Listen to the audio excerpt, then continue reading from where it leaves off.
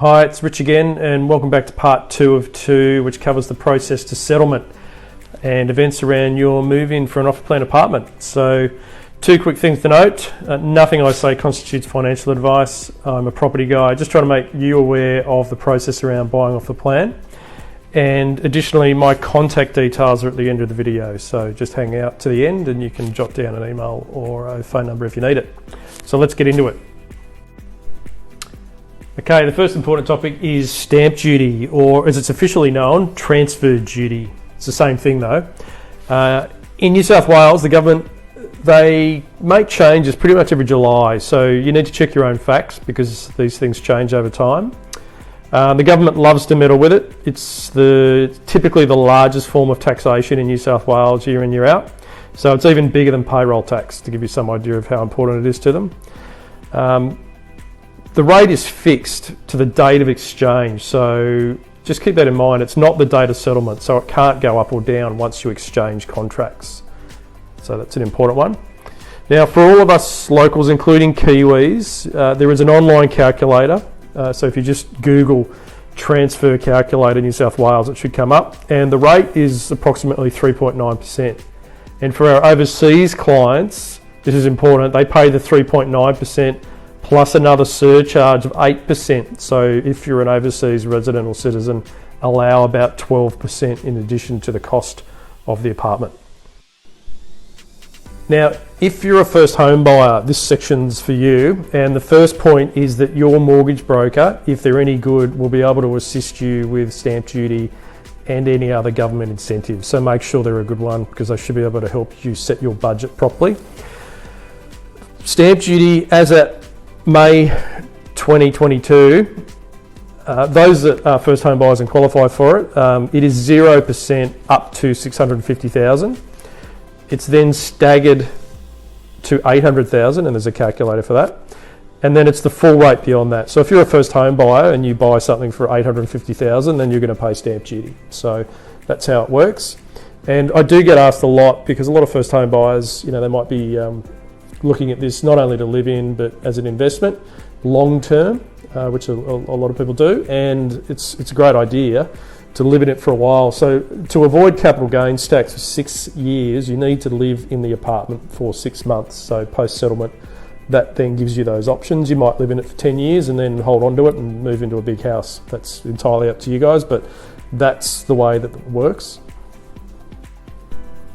As mentioned, your good mortgage broker should be able to assist you with a few other government incentives if they're applicable. So first homeowners grants have been there in the past. There's the federal government home deposit guarantee, which is a great way to avoid mortgage insurance, which, if you're trying to get on the property ladder, it's very costly.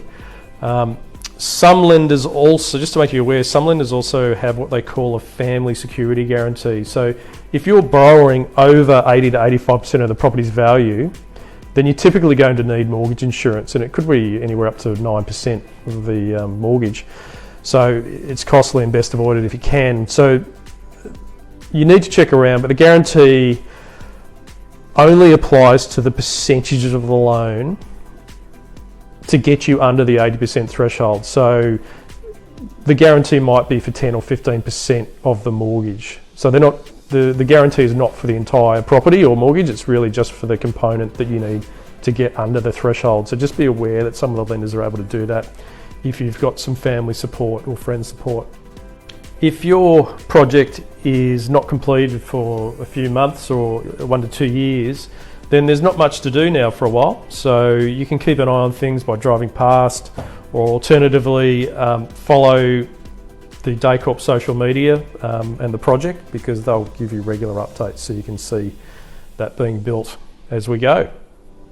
As the project nears completion, so within the last, say, 3 months, it's potentially very important that you revisit your finance, because most finance pre-approvals are only valid for 3, sometimes 6 months. So you may need to formally reapply. And if your circumstances have changed dramatically, like you've changed jobs or someone's pregnant, then that can materially change the amount the lender will now approve. As we're seeing at the moment, interest rates are changing. So that's another example of some of the things that are moving in terms of your finance over that period. So again, a good mortgage broker or lender is great to have, because they'll walk you through all that. So in the background, your lender will also organise a valuation of your apartment. So the banks have all their valuers go out, and we have a great track record at Daycorp for good valuations which either match or exceed the original sale price, which is what you want to see, because it's an important point that, you know, with some developers out there, if the value goes down, then you've got to put your hand in your pocket to find the rest, because the bank's only going to lend up to so much. So again, a good reason to go with a quality builder and developer like Daycorp.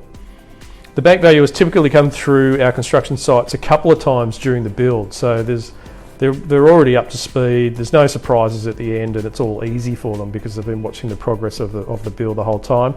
Additionally, the New South Wales Building Commissioner is a regular visitor to Daycorp sites, so that ensures that, you know, there's high building standards are maintained through the project. And prior to settlement, the company will be in contact with you, because you're invited to come and inspect your now completed apartment. It's quite an exciting time for everyone, because it's usually their first visit into the building and to the apartment. So feel free to being a building and pest person if you need some assistance in going through that inspection. But we're really just looking at all the finishes, making sure everything opens and closes properly, and if there's anything that you're concerned about, that gets documented and rectified if it's a problem.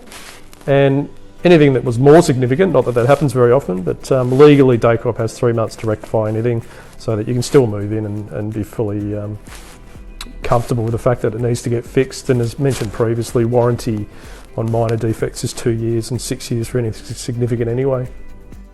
Also around this time, the strata is registered and the occupation certificate is issued for the building, so that frees up a few things for people to move in once your settlement is confirmed. So you will instruct your finance company that everything's good to go and to make that transfer.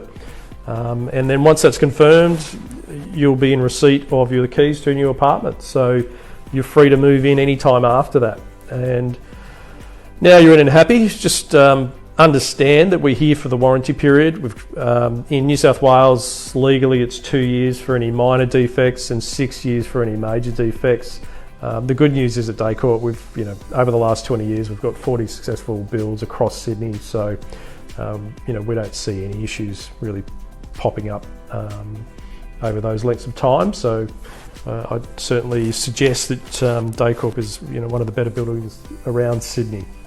And that brings us to the end on my journey around process, for all the way from starting your looking around different suburbs through to your move-in and warranty period. I hope that covers off a lot of questions that you may have had in relation to off the plan property.